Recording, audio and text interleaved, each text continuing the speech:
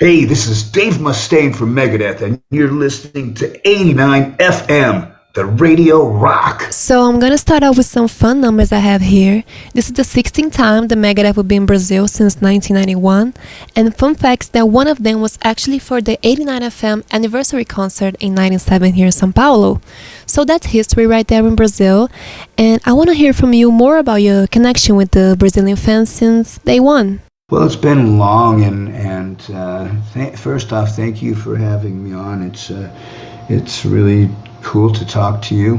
So, I think the very first time we came down there was in 91, 92-ish, when we did the Rock in Rio thing. And then after that, it's just been building and building and building our relationship there. And we even went so far as to have a Brazilian player, which I'm sure we'll talk about. Yeah. And, I've been doing Brazilian mixed martial art, jiu-jitsu basically since about 6 years ago with a Brazilian man. I am surrounded by Brazil. And every time Megadeth comes to South America in general, I can tell it's epic. The crowd sounds great, the show gives off a different energy.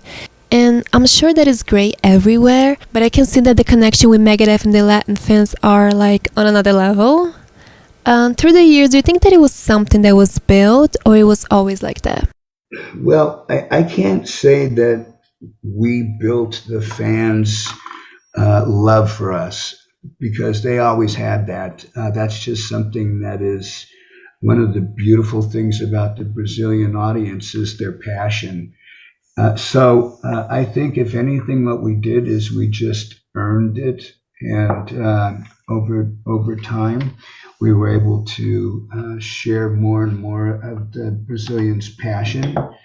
And as I learned more about the country, we started playing different cities. We've played so many cities that most people don't play in Brazil. I think the last trip we did a city that was pretty far away from everywhere else. It was a beach city.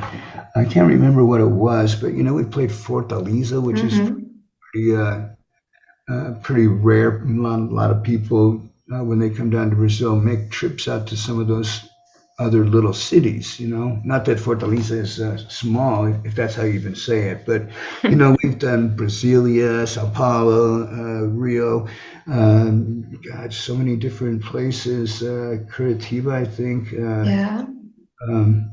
The names all slip me, but I love it. I love the fact that we getting to play more cities, and I wish a lot of the other countries down in South America would follow suit as the Brazilians do, so that we could play another city. But I just don't think the other countries may not have the population or the infrastructure in their country where there would be a whole bunch of places to bring concerts to. Now, talking more about the show that's coming up here in São Paulo on April 18. How's your expectations this time, and what could you tell me about the show? Like, is there a surprise coming up, something different? Well, we are going to change our set from the last time we were there. We've been playing a lot of the same songs for a long time because we have to. I think people would be kind of pissed if we didn't play songs like Symphony and Holy Wars. But there's several songs that we get to massage in and out of the set. And we're going to do some new songs off the new album that we've never played yet, which will be debuted in South America. Also, we're going to be using a different stage for the first time. We're going to be using a different shaped stage. It's not going to be a flat deck with a backline and a backdrop. I can tell that this year is going to be big for Megadeth. The lineup is now officialized, and I'm sure there's good things coming. What do you look forward to in this next chapter? And also, how has it inspired you so far?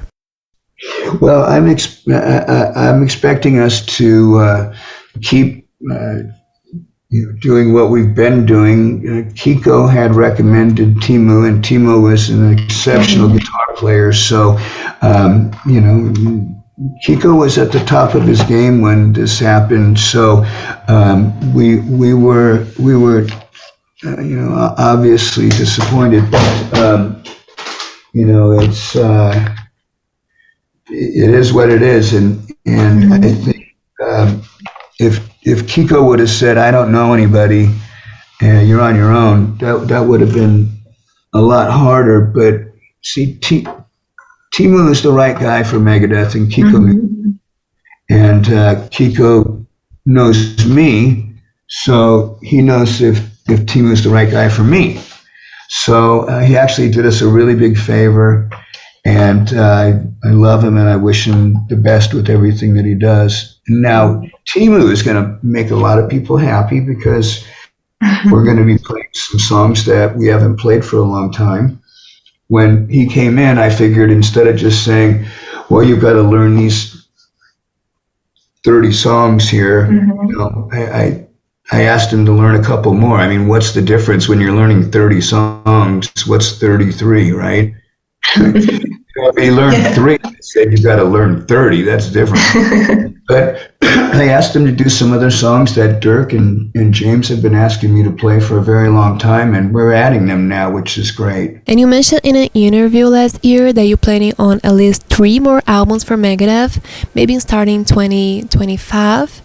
How do you think now with Tim on the guitars that the dynamics in the studio and the sonata will be? Well, I think it's going to probably sound similar to the last record. We had a really successful search during the last record to find our muse, our mojo, and find where our roots were, because, during that time, there was so much music that we listened to, and there was so much drugs, alcohol, and so a lot of that stuff, anyone you're talking to, you could get a completely different story about what songs influenced Megadeth. I know what influenced me, and I'm excited about going back and listening to that stuff. But the same thing too, Luiza. I hear some of those bands that I used to like when I was in my 20s, and I think those guys are shit. And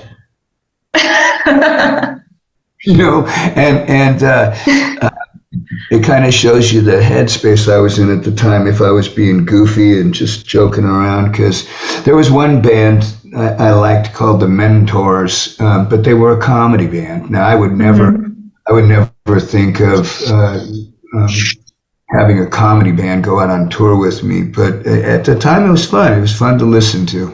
And you commented some months ago about your wishes to do another Megadeth boot camp and a mega cruise. Are you sticking with the plan? Because I was going to say that I know you did the cruise in LA, but I would say if you truly want to party, maybe you should consider one in Brazil too. Because, people are real fun here. Yeah, I know. Gosh, I know. Carnival and all that stuff. The cruise, everybody had a really good time except me. I didn't get a chance to go. Yeah. If you remember, I was sick, and I think that was a little bit of the beginning of me getting sick, and I just didn't know it. So we had to cancel, but the band guys were so good they went down anyway, and I appreciated that. Even though we don't play together anymore, at the time we were friends, and so the idea of doing another boot camp or another mega cruise, absolutely. We're already talking about something for next. I think it's next year. I can't tell you yet. We have a very special event we're planning for Mexico City, and we would love to be able to do something in Brazil. We haven't chosen the location yet for the cruise. So the Megadeth boot camp is going to be up here too. So we're talking 3 separate things right now, and I promise as soon as we can tell you, we will. I'm just not one of those guys that says, "Oh, we're going to do this and we're going to do that," because if it's not in writing and it's not confirmed, I'm not going to say anything. All right, moving on. I want to talk about The Sick, the Dying, and the Dead, which I can't help but notice that the title reminds me of the So Far So Good So What album title. I don't know if anybody has asked you this, but was it intentional? There's like some hiding connection, or it just sounded cooler this way? No, it was intentional. We did that with a couple of the albums in the very beginning. That was kind of the thing we did, the dot, you know. Killing is my business, dot, and business is good, so on and so forth. And that was kind of our thing for a little while, and I just kind of changed my mind when So Far So Good So What came out. You know, over the course of a person's career, if they don't take any chances and they just play it safe all the time, then that's kind of, I don't know, gutless to me. You got to take risk. You got to try things, you know. That's why we did the record Risk. That's why we called Risk, because we were taking a risk. So Megadeth, 40 years old, is not like a child anymore. It's a grown-ass person at this point. When you look back at all these years of experiences, what do you think is the main lesson that stuck with you and that you could also pass on for new bands that are starting now? Well, I've learned a lot of different stuff over the years. Probably the most important thing, and this is going to sound bizarre, I've learned how to be a really good friend and parent, because I see all these kids all the time, and I can see in their faces, I can see where the tears were. I can see where the scars are. I can tell. I look inside of their eyes, I can see into their soul how they're really doing, and that I can make them happy for just a moment. That is the greatest thing for me ever. Just to bring somebody a little bit of some comfort. That's the greatest feeling ever. Correct me if I'm wrong, but bands in the metal scene in the 80s probably didn't have the intention to make albums that like became classics. It just kind of happened. Do you think that it's possible to make a classic metal album nowadays in the same organic way? Sure. I think anything's possible. It just depends on who the artist is, you know.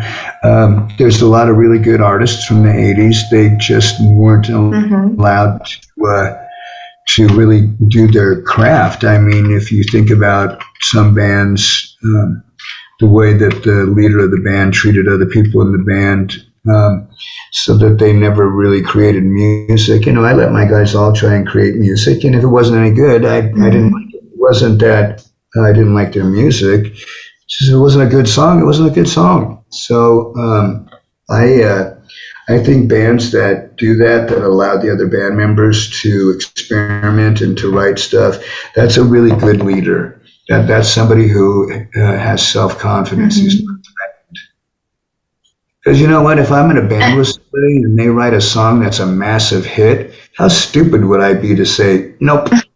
I was wondering, is that something you haven't done yet in your career that you still like to achieve?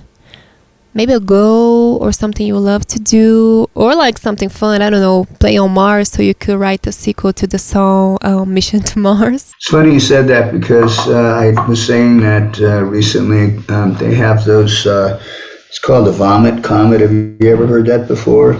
No.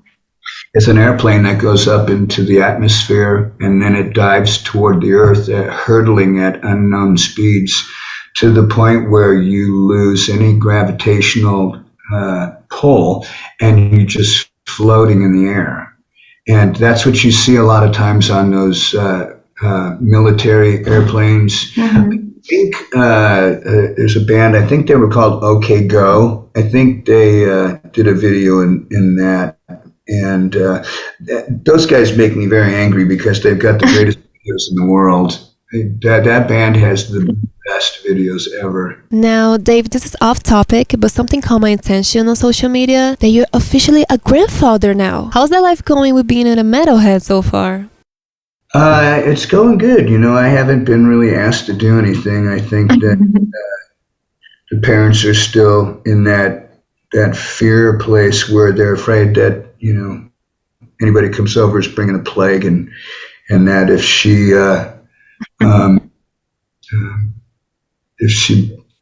bumps something, she's going to break into a million pieces, and that's what all new parents do.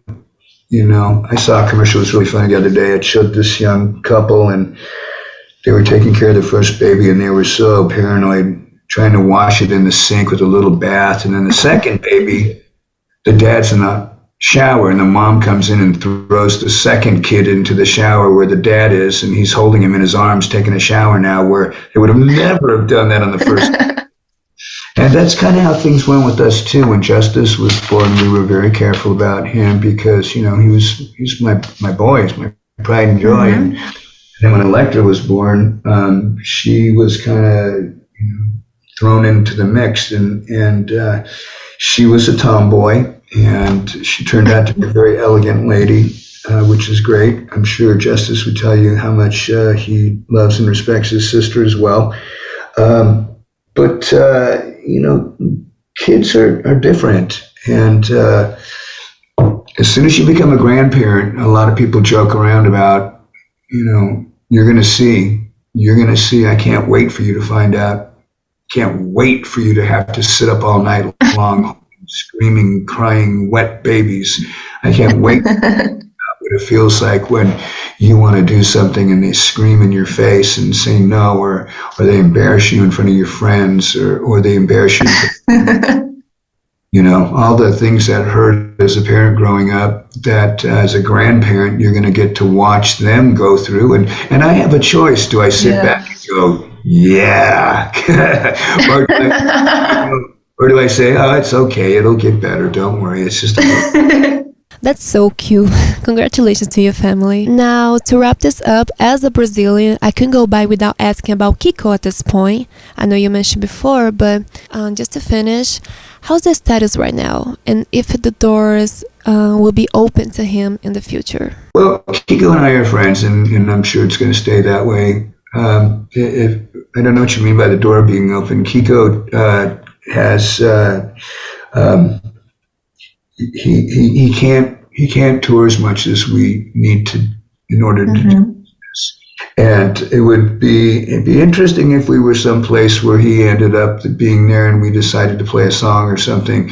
But it's just not in the cards right now. It could be in the future.